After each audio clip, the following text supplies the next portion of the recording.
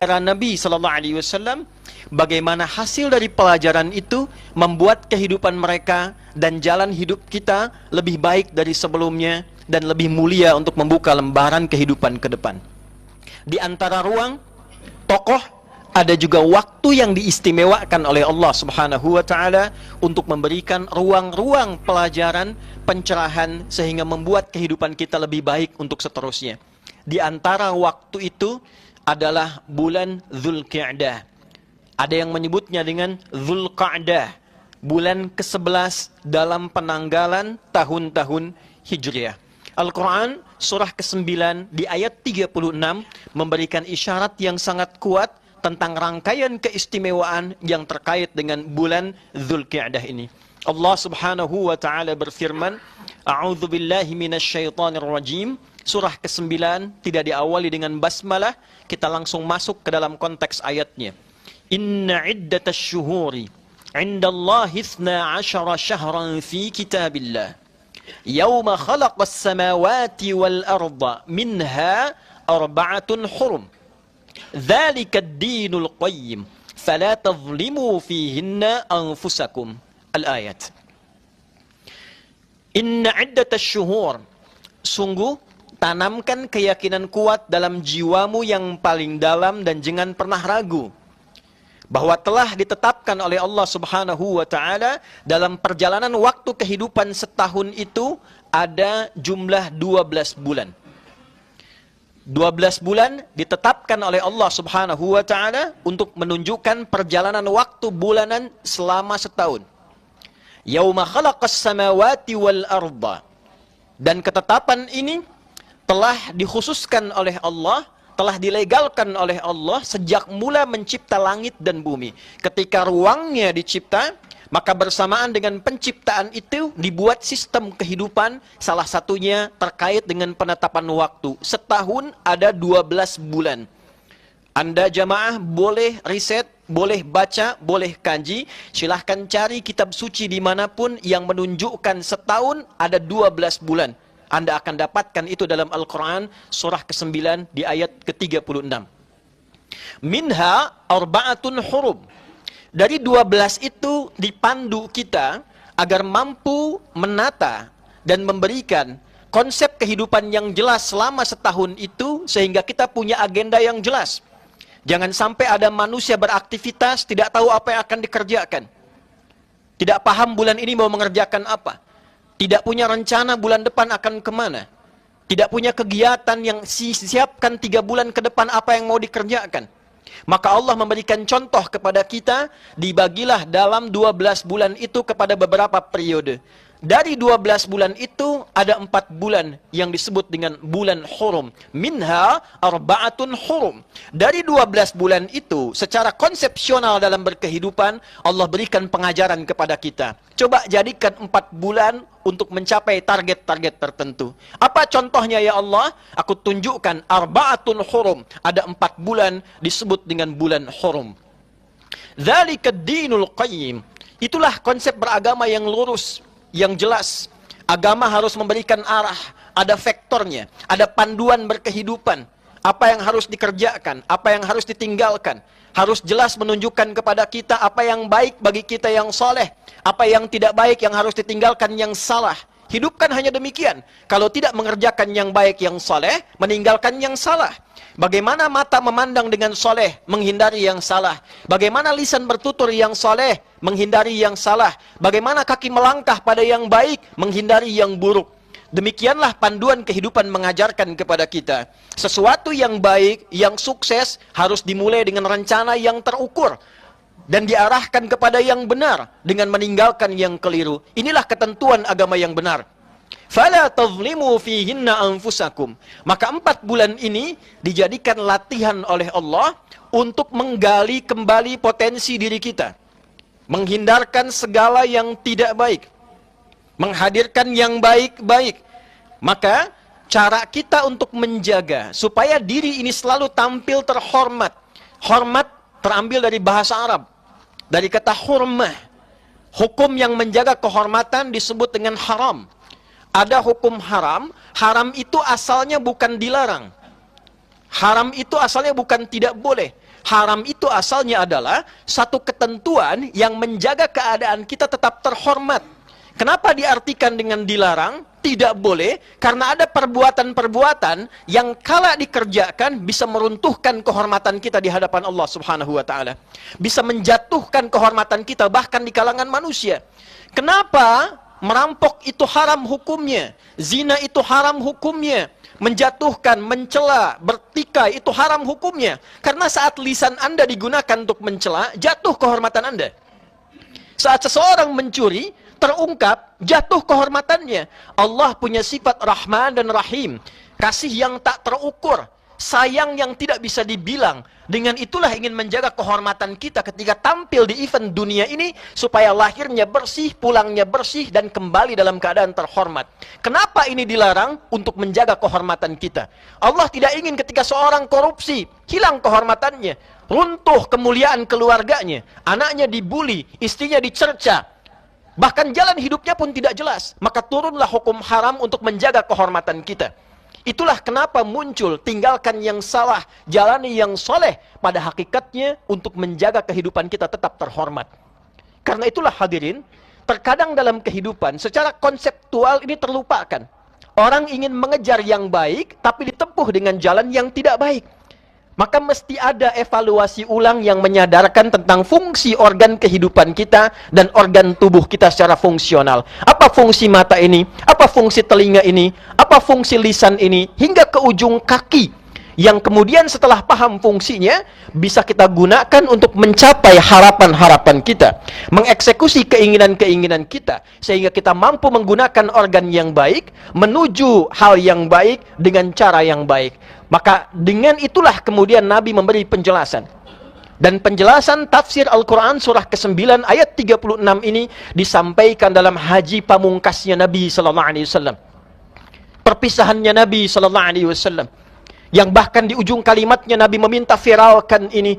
Boleh jadi nanti yang menerima pesanku akan lebih paham tentang pesan ini dibandingkan dengan yang mendengar saat ini. Hadirin, hadis riwayat sahabat Abdurrahman bin Sahr. Viral dengan nama kunyahnya Abu Hurairah. Dikuatkan ini kemudian oleh Ibnu Abbas radhiyallahu taala anhuma. Didetilkan keterangannya oleh sahabat mulia anaknya Umar bin Khattab, namanya Abdullah bin Umar radhiyallahu taala anhuma. Maka diterima sampai ke kita hadisnya dengan singkat sanadnya dibacakan.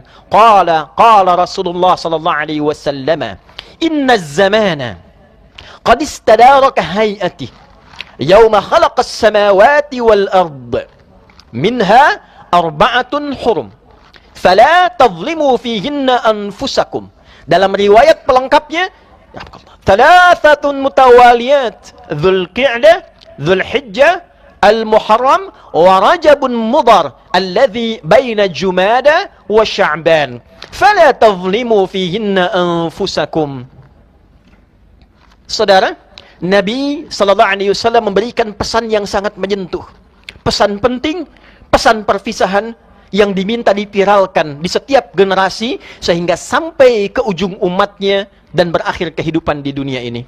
Inna zamana harfu nasbin wa tawkidin tansibul isma wa tarfa'ul khabara mabniyun 'alal fathi la mahalla lahu minal i'rabi. Inna huruf yang berfungsi memberikan pesan yang kuat agar ditanamkan ke dalam jiwa tanpa ragu, berisi informasi penting yang harus kita yakini dan kita kerjakan dalam kehidupan. Inna zamana, tanamkan pada hatimu yang paling dalam, kata Nabi. Jangan pernah engkau ragu. Sungguh waktu itu, waktu yang mengiringi kita beraktivitas, mengiringi ruang kita bertempat. Qad istadaraka hay'ati yauma khalaqas samawati wal ard. Didesain oleh Allah berputar seperti itu saja sejak awal ruang kehidupan ini dicipta, baik langit ataupun bumi. Pertama, Nabi ingin memberikan sebuah keterangan yang jelas yang menyadarkan kita. Hadirin saudara, waktu itu dari sejak langit dicipta, bumi dicipta, sampai kiamat terjadi, itu sifatnya akan berputar begitu saja. 1, 2, 3, 4, 24 jam. Begitu saja, tidak ada yang berubah. Apa yang menjadikan perubahan pada waktu itu sehingga terasa berbeda? 1, adalah desain alam secara alamiah. Muncul siang, muncul malam, waktunya begitu saja. Tapi ketika desain alamnya berubah, waktunya malam tiba, bulan itu muncul, matahari tenggelam.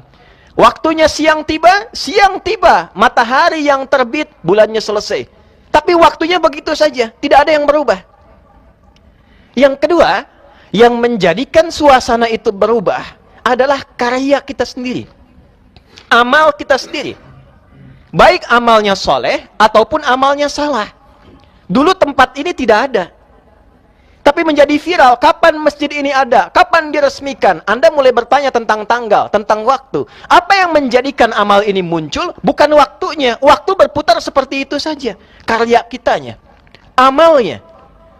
Jadi kalimat Nabi ini kalau dalam bahasa bebasnya, Allah sudah beri kesempatan waktu. Waktunya terus berputar. Dia tidak berubah dan dia tidak kembali. Yang merubah keadaan kita berdasarkan perjalanan waktu itu adalah perilaku kita sendiri. Amal kita sendiri. Anda berbuat soleh, itu yang merubah Anda menjadi lebih baik. Anda berbuat salah, itu yang menjerumuskan Anda pada keadaan yang tidak menyenangkan. Karena itulah apa yang kemudian diamanatkan oleh Nabi setelah mengatakan, "Hei, bahasa singkatnya, manfaatkan waktu sebaik-baiknya." Karena yang merubah itu bukan waktunya. Yang menentukan perubahan dalam hidup bukan waktunya, tapi perilaku kita sendiri. Waktu hanya terus berlalu, waktu hanya terus berputar, dan dia tidak kembali. Saudara, disinilah Quran surah ke-103 untuk menegaskan, "Wal 'asr. Innal insana lafi khusr illa alladhina amanu wa 'amilus shalihat." Aku bersumpah, kata Allah, demi perjalanan waktu yang mengiringi kehidupan manusia. Asr itu artinya bukan sore. Sore itu bahasa Arabnya masa. Asr itu al-waqtul ladzi yu'asiruna fahuwa asrun. Waktu yang membersamai kita berputar itulah asr. Kata Allah, aku bersumpah, aku berikan kepadamu kesempatan berkehidupan dengan perjalanan waktu. Nama manusia yang mengisi perjalanan waktu dengan aktivitas disebut insan namanya.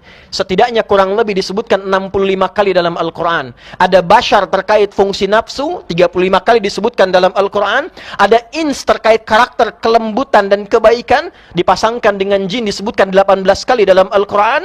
Ada an-nas dengan fungsi sosial, setidaknya kurang lebih disebutkan 240 kali dalam Al-Quran. Ada secara genealogi tersambung ke Nabi Adam, disebut dengan Bani Adam, 7 kali disebutkan dalam Al-Quran. Khatib menyebut ini bukan ingin menunjukkan khatib hafal, bukan. Khatib ingin menekankan betapa mu'jizatnya Al-Quran. Diksi yang disebutkan, dipilihkan pun sesuai dengan konteksnya. Allah tidak menyebutkan innal ins, inna bani Adam, inna nas, innal bashar, innal insana. Sungguh manusia yang sibuk itu, yang beraktivitas itu, yang bekerja itu cenderung akan terjebak dalam kerugian bila tak mampu memanfaatkan waktu untuk berperilaku yang baik. Anda kalau hari ini diberikan 24 jam, Anda gunakan sepertiganya 8 jam bagi lisan untuk mencela orang, itu rugi. Kalau diberikan pikiran untuk berpikir yang baik, lalu digunakan sebagian waktunya untuk berpikir yang tidak baik, itu rugi. Kita diberikan kemampuan untuk beraktivitas. Anda tidak kreatif hari ini, tidak punya inovasi. Anda bekerja di perusahaan, perusahaan Anda rugi. Anda bekerja di kantor, kantor Anda tidak akan pernah berkembang. Anda berdinas dimanapun, tidak digunakan otaknya, tidak dipakai akalnya, tidak digunakan tubuhnya. Sedangkan waktunya terus berjalan. Jadi kalau karirnya tidak berkembang, kalau pekerjaannya tidak berubah, omsetnya tidak dapat, ilmunya tidak tumbuh, IPK-nya tidak muncul, jangan salahkan waktunya. Kembali evaluasi, apa ide yang belum muncul dalam diri kita? Amal soleh apa yang belum keluar dari dalam diri kita? Kreativitas yang baik apa yang belum muncul dalam diri kita? Illalladzina amanu wa 'amilus shalihat. Kecuali orang-orang yang yakin kepada Allah dengan hakikat penciptaannya, lalu dengan keyakinan itu dia mengkreasikan amal soleh dalam hidupnya. Maka itulah kemudian Nabi berpesan, perhatikan kalimatnya. Yauma khalaqas samawati wal arda minha arba'atun hurum. As-sanatu 12 syahran. Setahun ada 12 bulan. Manfaatkan. Bikin peta, bikin roadmap, bikin jalan hidup setahun ke depan mau apa. Lalu minha arba'atun hurum. Kalau belum paham, bagi, kata Nabi, dalam 12 bulan itu coba bagi 3 bagian. 4 bulan, 4 bulan, 4 bulan. Dengan konsep yang sama, 24 jam bagi 3 bagian, 8 jam, 8 jam, 8 jam. Tubuh kita manusia kan cuma 3 unsur. Unsur tubuh body fisik, jasmani, unsur akal, aklani, intelektual, unsur roh, rohani, 3 bagian ini. Sudahkah kita penuhi haknya dalam sehari? 8 jam fisik, 8 jam akal kita, 8 jam spiritual kita. Jangan-jangan 10 jam buat fisiknya, 2 jam buat akalnya, sisanya buat rohnya. Atau jangan-jangan 10 jam buat fisiknya, 10 jam buat akalnya, rohnya cuma dapat 4 jam. Atau jangan-jangan rohnya tidak pernah mendapatkan bagiannya, sehingga muncul penyakit hati, iri, dengki, capek, lelah, malas, sibuk, gelisah, tidak dapat bagiannya. Maka minha arba'atun hurum. Jadikan ada hari-hari, bulan-bulan untuk evaluasi diri, kata Allah. Kembali untuk menata kehormatan diri kita. Saudara, kita ini terlahir sebagai makhluk terhormat. Quran surah 17 ayat ke-70. Walaqad karamna bani Adam wa hamalnahum fil barri wal bahr wa razaqnahum minat thayyibat wa faddalnahum ala katsirin mimman khalaqna tafdila. Pastikan pada dirimu, yakinkan pada dirimu, aku ciptakan semua anak cucu Adam itu dalam keadaan terhormat, mulia semua. Itulah sebabnya kita harus punya keyakinan. Kita ini orang hebat, orang mulia, punya potensi apapun untuk mengerjakan apapun. Tugasnya khalifah, pemakmur, pensukses, pembawa manfaat dalam kehidupan di bumi ini. Tidak ada orang bodoh.